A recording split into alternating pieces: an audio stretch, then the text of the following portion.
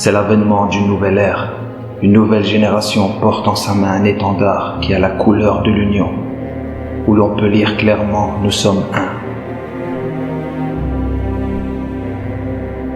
D'autres idées sortent du néant, pour certains saines, pour d'autres décalées, étranges car elles ne font pas partie de leur réalité. Et ce sont eux les héritiers de ce monde, parce que lorsque la marée monte, ils ne noient pas les autres pour rester hors de l'eau. Ils n'ont que faire des littorales ensoleillés si c'est pour s'y retrouver seuls. Ils connaissent la solitude comme personne et sont malgré tout la meilleure compagnie. J'aime ces personnes. Et aujourd'hui, j'espère parler d'eux de la plus juste des manières. Je les aime car ils sont libres de tout jugement, ont refusé de mettre le masque du conditionnement et de la propagande, suivent des messages qui ont passé l'épreuve du temps.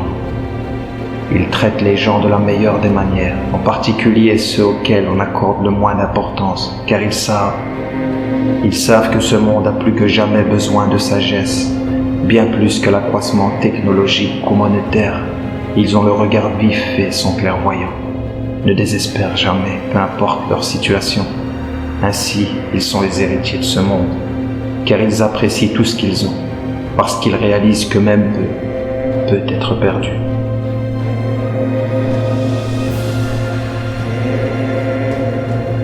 Ils le sont car ils observent les recommandations des meilleurs hommes que cette terre a portés. Ces gens-là n'obéissent pas aveuglément, rêvent sans limite, observent ce monde tel des spectateurs de théâtre, savent différencier la marionnette du marionnettiste. Ils ne se laissent pas intimider dans l'accomplissement de ce qui leur semble juste et vont jusqu'au bout de leur mission, peu importe ce qui leur en coûte. Restent reconnaissants, même suite à une lourde perte. Quelle noble création, courageuse, généreuse, dont la lumière ne peut s'éteindre car sa source est infinie. Des gens qui, même lorsqu'ils atteignent le rang de maître, se voient encore comme des élèves. Ils n'ont pas la prétention d'atteindre la perfection, un but impossible pour l'homme, mais à force d'expérience et de patience, il peut atteindre l'excellence.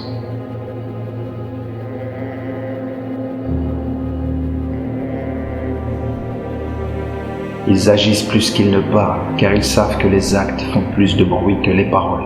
Ils sont une miséricorde et non une épreuve pour les autres.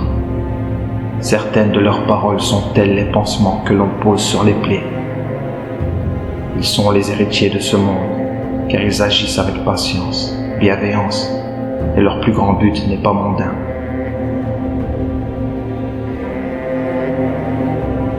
Leur Seigneur leur a offert les clés de ce bas monde, et eux lui ont donné leur cœur en échange. Ils aiment inconditionnellement, et grâce à cela, ils goûtent au véritable amour. Ils sont ce que ce monde a besoin, la sagesse manquante, la douceur sous-jacente. Leurs actions parlent en silence. Ils sont ce que ce monde a réellement besoin. Revenir aux sources s'il veut perdurer, s'il veut prospérer. Les héritiers de ce monde sont tels des étoiles autour desquelles gravitent des astres. Les hommes et les femmes les écoutent et changent leur caractère. Leurs paroles changent le cours de certaines vies et autour d'eux gravitent de nombreuses destinées.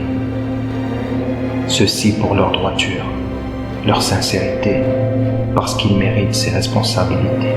Voilà pourquoi ils sont les héritiers de ce monde. Ils sont les héritiers de ce monde. Ils sont les héritiers de ce monde.